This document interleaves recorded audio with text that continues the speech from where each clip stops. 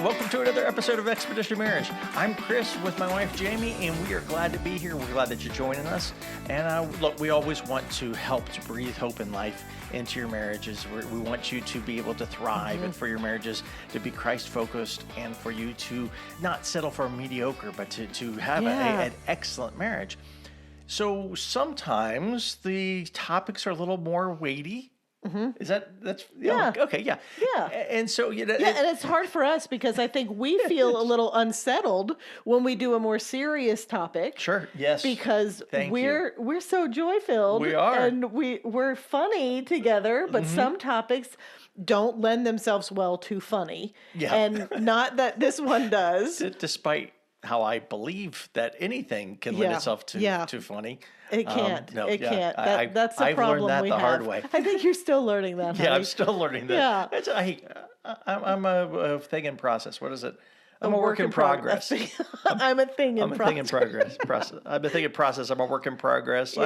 I'm something. I am something. That's for you that's are for sure. So today's a serious topic. It is serious, but it's not really heavy, and it is more hope filled. It's about working through forgiveness and finding joy again in your marriage. Yeah, because look, even the best couples, right? And I don't even mean that to come across even us, weird. Right? Even us. But even the quote unquote best couples, they will eventually step on someone's toes, right? Yeah. Just out of accidentally, someone ends up stepping on the other person's toes. So there's some injury there. And because of that, then there's, it starts a little bit of a cycle that next time that person walks near you and their toes get close to your toes, you start to pull back or want to pull back because you don't want to be re-injured that way. Right. And we're just talking about stepping on toes, right? We're not talking about some of the deeper, the bigger injuries that can happen. There's betrayal that can happen and real deep hurts. Absolutely. And, this episode can go for the whole range of them. And obviously, the deeper the hurt, the deeper their betrayal,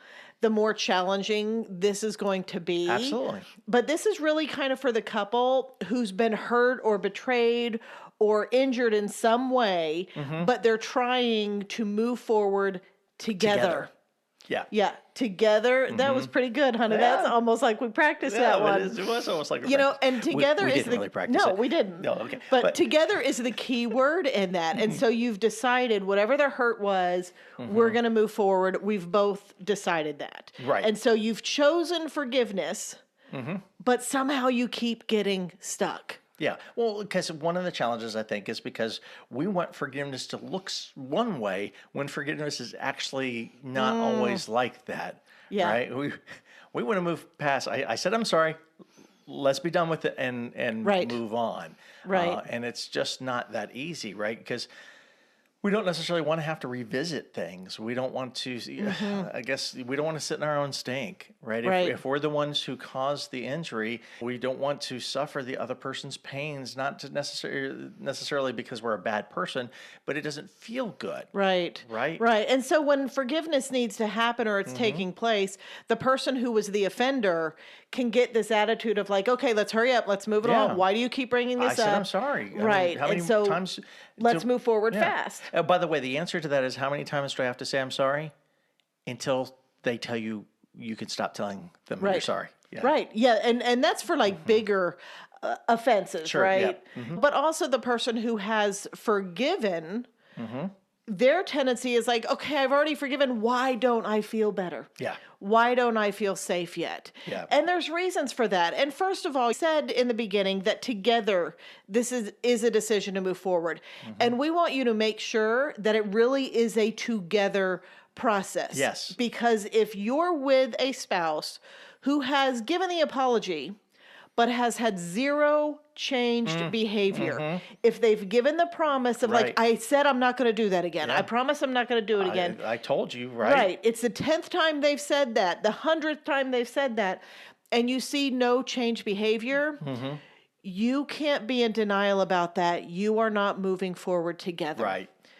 Moving forward together will always involve changed behavior. Yeah. Maybe some failings here and there as you learn Yeah. to Which change. happens. There's We're grace in human. that. Yeah, absolutely. But it is moving forward together because there's changed behavior. Absolutely. So we want to make that clear. Yeah. But Because forgiveness is a choice to go down a process. yes. Right? We make that choice and then we start going down the process. It doesn't mean that, you know what, it's okay what you did. Right. Or that you can do it again. Or it also doesn't mean that there's not consequences. Right. Right. Right. So there if are. if you are worried about like, oh, I forgot, I forgave them. Why am I still feeling this? Or I said I'm sorry. Why is it still going on? Well, because it doesn't remove the consequences. It just forgiveness Right. just takes it off of your hook, the person off of your Yeah. hook, puts them on God's hook, who Right. can handle it infinitely better than we can. I mean, it's a solo sport. Forgiveness is a solo sport. It doesn't take two to start down that process. Right. But it does take two to work To towards, rebuild and restore. yeah, for reconciliation. Right. Right? It takes two to reconcile. Right. So it is important to know that you are moving forward on this process together. And I think that's where we get hung up at is we don't want forgiveness to be a journey. We don't want it to be Yeah. a process. Yeah. We want I it, don't want it and to be hard. yeah, and both sides. We want it to be one and done. I want to choose to forgive and feel instantly better and feel secure. Sure. Or I want to ask for forgiveness and have it be completely And forgotten. be everything okay and have us be okay again. Yeah, and it doesn't work that way. In fact, forgiveness gets tricky. And sometimes a clue that you actually are moving forward in the process and are getting better is if fear enters in. And if you get scared, because that means I am learning to love again or trust again or whatever it is, rebuild again.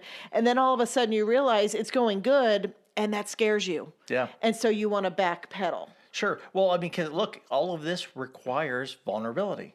That's right. That's Yeah. right. And so if it is just easy peasy, right? If we're coasting through things, you got to actually ask yourself, am I You're in a probably in little denial. Yeah, because pain and betrayal and hurts like that, they send you on an emotional roller coaster. Sure, absolutely. And that's what's normal. That's what's normal. Sometimes you'll be really upset and you'll be really afraid and you will go, no, you know what? I don't forgive you anymore. I don't want to move forward. This True. is too hurtful. And then you're stuck on that. And then all of a sudden it's like, okay, well, hey, I do want to move forward. I get all excited. I'm motivated. I'm walking in forgiveness. And then something you do reminds me that you had hurt me before, makes me feel vulnerable. Right. Then you go backwards. But the truth is, you'll know that you're heading forward if fear keeps popping up. Not apprehension. over the long time. You don't want to be 10 years into this. Yeah, good But point. if you're getting afraid, if you're feeling stuck on this emotional roller coaster, if you're feeling stuck with progress, chances are that's normal. And that means you're doing it right. Yeah, I think it's a really good point that you're making there because I think a lot of people, when they're going through this process, when they feel fear, they're going, oh, something's going wrong. We're not doing it right. Right. And there's a problem with that instead of understanding that's part of the process, that it's just a reminder that, hey, I've got to be intentional now about being vulnerable. Right. This injury response that I'm built in with to make sure that my toes don't get squished Right. again, it's going to tell me, hey, pull back. But so be aware of things going on. But I need to go ahead and push work forward. on pushing forward. Assuming, going back to that changed behavior is there. Yeah. Assuming that is togetherness, there. yeah. But typically, here's where it gets tricky. We have, as humans, that natural protective nature that we have. When we get hurt or are betrayed or damaged in any way, there's three things we typically want. One, we want the person to pay for what they've done. Oh, yeah. It doesn't make you this evil person. It's a natural response. It's a natural response. I want them to pay. We want that. We want justice. That's right. And we want them also to understand the pain that they've caused us. Yeah. And why we do these two things is to get to this third thing that we want, which is the assurance of knowing they won't ever do it again. Yeah, absolutely. Because if you understand the depth of pain that you caused, right? If you really do understand and get that, appreciate that, and maybe even feel some of that yourself, then you won't put either of us in that position again. You won't do the same thing Right. that caused that pain in the future. Right. It's some sort of reassurance. Yeah, and we can get stuck there on any one of those things. And just because we're looking to those things to provide us the peace that we want, we're looking to the wrong things to provide us assurance. And in Scripture, John 14:27, it talks about peace. Yeah. Jesus says, "Peace I leave with you, my peace I give you. I do not give to you as the world gives. Do not let your hearts be troubled and do not be afraid." And what we can take from that is knowing we're not going to find our peace and our assurance in a spouse, a fallible human being, Mere mortal. Yeah. doing these things. We think that's what's going to give us peace, but it's not. We have got to take that risk and be vulnerable and trust God above everything else and know my peace comes from Him, not chasing after these worldly things, this checkbox of like, okay, he does get it. Right. Okay, he did apologize or she did this. That's not where our peace is going to come from. And when we're hurt, we really long for something tangible. Sure. Well, it's look, and I hate to even use the word because I think it's sometimes seen wrongly, but we compulse. Yes, that's Right. exactly it. That's a great word for it. Thanks. We have the thank you, Thank honey. you. You're welcome. Here to help. We have this anxiety, right? We fear, Rightfully so. Rightfully so. We fear about being hurt again. We're trying to look for these warning signs. How can we protect ourselves? And then we start to come up with these different things that Yeah. we feel, okay, Yeah. this is what's going to give me the reassurance. This is what's going to keep me protected. This is right. And so now I can pulse to get those things. So if there was something that happened that involved a phone, well, then maybe now I want to start to see that phone, because if I can see that Right. phone, then I'll feel a little Yeah. more reassured by And that. the problem is what you're training your brain to do is look to seeing that phone as the thing that offers you the peace. Yeah. And it will give you temporary reassurance. Yeah, which is part of the problem. Yeah, and so it works. You'll get a fix. And so, but the problem is it works for a moment. That's the peace the world gives us. Yeah, temporary. Is temporary and momentary. Yeah. And so we look to that phone, we check it, and we give it back, and it's all good for the next half an hour. And then it's like, then when a spouse picks up a phone again, you're like, oh, now I want to see, now what were you doing? Yeah, there's a weather alert. Yes. And so now we're looking for our comfort, for our reassurance in a checkbox thing, yeah. a human thing, A worldly thing. Right, a worldly thing, and it doesn't provide the way we want it to. Because can. here's the deal. If you want to move forward through forgiveness in that process and towards finding that joy again, you are going to have to be vulnerable.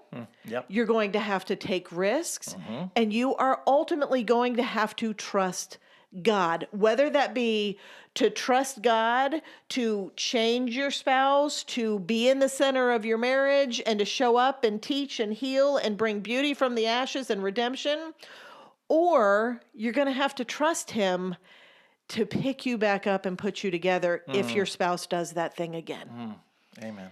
And that's the hard part. We hate vulnerability. Sure. So we look for these temporary little fixes that make us feel better in the moment, because taking a risk and learning to trust a spouse again, learning how to take them at their word, even though they've failed us so many times before at it, Yeah. that is hard, and we don't want to do that. So we look for these workarounds. Oh, yeah. They will the not quick lead fixes. us. Yeah, they will not lead us to more joy. What they will lead us to is more anxiety, and they require us to go through life on the edge of our seats, looking. Oh, when do I need to check the phone? When do I need to do that? When do I need to track them on my find my friends? Yeah. Whatever it is. Well, they require us to be in control. They Yes. require us to have to keep everything spinning, because then if we misstep or if we lose one thing, then Yes. it can all fall apart. Yeah, and it's very stressful. Oh, hugely exhausting. Yeah, and we start putting godly characteristics on a human person, whether it's a husband or a wife, and we want the assurance that they're 100% going to be faithful. And not just like, we're not just talking adultery and things like that, just faithful, that they're going to be true to their words, that they're going to do what they say they're going to do and all of that. But the reality is, I guess committed. Yeah, committed. But your husband, your wife is not God. And what scripture says about that, Numbers 23:19, is God is not man that he should lie, or a son of man that he should change his mind. Has he said, and will he not do it? Or has he spoken, and will he not fulfill it? Right. God is not man, and man is not God. But that is what we want. And we're longing for these fake, temporary situations that will make us feel at peace and make us feel like our spouse is 100% trustworthy. Yeah. To never hurt us again. And that's not the way that it is. We're willing to settle for the created instead of for the creator. Yes.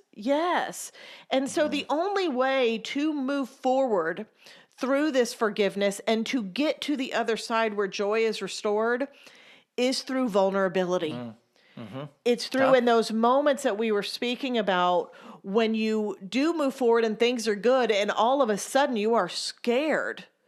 That is an invitation to be vulnerable and to start trusting again.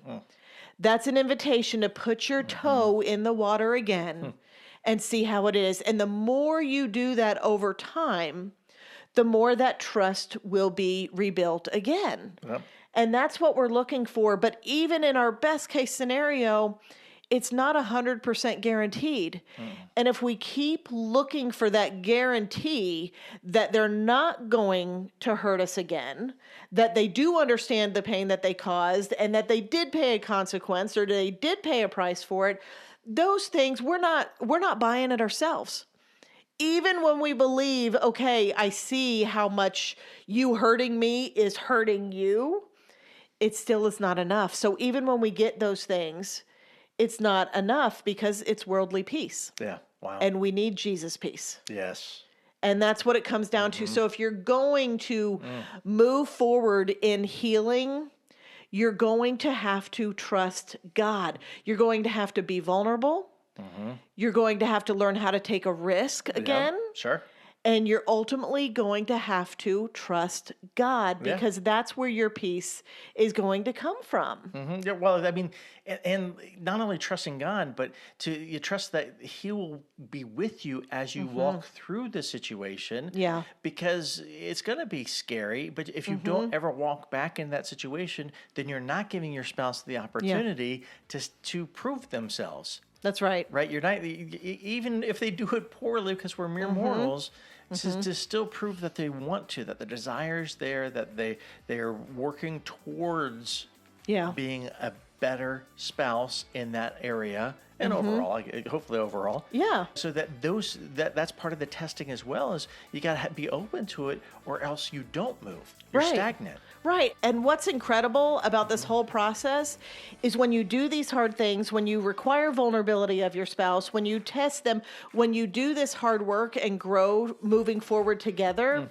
we have seen marriages come from the pits into incredible marriages, better than they've ever had in their lives, because their marriage has now been tested and tried, and they've endured, and they know together that they can do hard things. And now they have a marriage where nothing's off the table, where they are vulnerable with one another. They have built trust, they have tested things. And now they can talk about anything. They can share everything. They have empathy towards one another. And so going through these trials that just take the wind out of your sails in marriage can really, with God in the center of them, turn out to be some of the greatest gifts for your marriage if you allow yourself to go through forgiveness as a journey, as a process towards finding that joy again. Yeah. And so we both hope that this message has been encouraging for you. Getting hurt by your spouse is so painful. Sure. And it takes time to process that. And forgiveness is a choice, but it is also a process and a journey. Yeah. It's not fun to go through, but it is so good. It is something God commands of us to go through. And, I just hope that this has been helpful and been encouraging, and that it feeds your spirit instead of stresses you out. Because if you're stuck on this journey of moving forward, you're normal. You're normal, and it's okay. And so we wanted to give you these words of encouragement, but also we want to let you know, if you want to hear from us more, if you want some more tips from us, some insights, and all of that stuff, sign up on our newsletter. Yeah. Hear from us. You'll hear from us once a week via email. We talk about different things than we talk about on here and on Instagram and all that. We're there to encourage you. That's one other way. You can sign up on our show notes. You'll get discounts and be the first one to know about any products we put out as well. So be sure you sign up on the show notes or go to expeditionmarriage.org. Now, in closing, to wrap up this little session here, here's the reality. If you want to find your joy again, you're going to have to set down your fears and take a risk. True. You're going to have to let God create beauty from the ashes. Amen. Because it's when you place your faith in Him that you can once again Enjoy the journey.